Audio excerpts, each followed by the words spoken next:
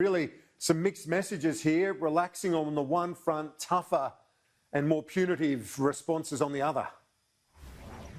That's right, Kieran. Melburnians can now meet up with up to 5 people outdoors from 2 different households, but anyone caught gathering in groups larger than that or having people to their homes will be fined $5,000. The original penalty was still pretty hefty at $1,600, but it has been increased substantially, and that's essentially to deter people from doing the wrong thing and potentially spreading the virus. Melburnians can expect to see an increased police presence. Police say they will be knocking on doors, and they're encouraging members of the community to speak up and contact police if they see people breaching these restrictions. They say it's not about dobbing in your neighbour, but rather about keeping the community safe. Now, police are acknowledging that lockdown fatigue has well and truly set in, and the weather is getting warmer now. But they say despite coronavirus restrictions being in place for most of the year, some people just still aren't listening to the message. And over the weekend, Victoria Police had to shut down 10 parties. 40 people in one party. Several of them did a runner, some just dispersed. We ended up giving out 15 infringements.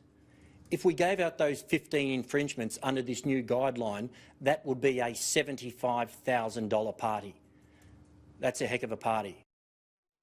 And Gab, obviously there were going to be some heads that roll in terms of the management of this. The first significant one is Jenny Mikakos, the Health Minister, her resignation. But the fallout continues. The Premier, incredibly, still has not spoken to her.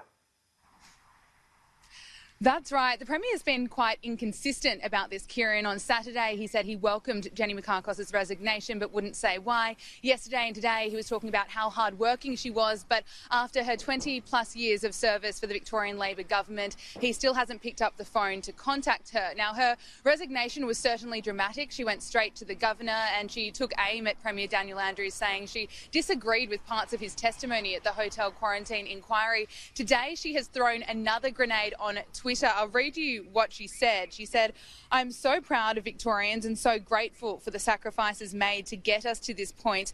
We are well and truly on the way to eradication." Now, that is the key word, Kieran, eradication. Epidemiologists have been critical of the Premier's roadmap to recovery, saying that this strategy is one of eradication and not suppression.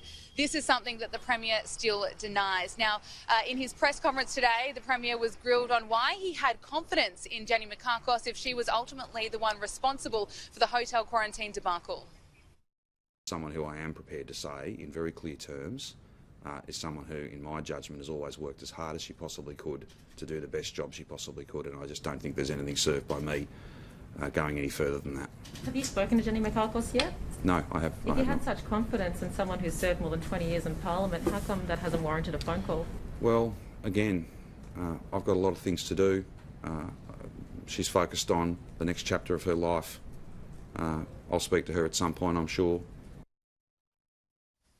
It's been revealed the cost of the hotel quarantine inquiry is set to double, the government putting in an extra $3 million.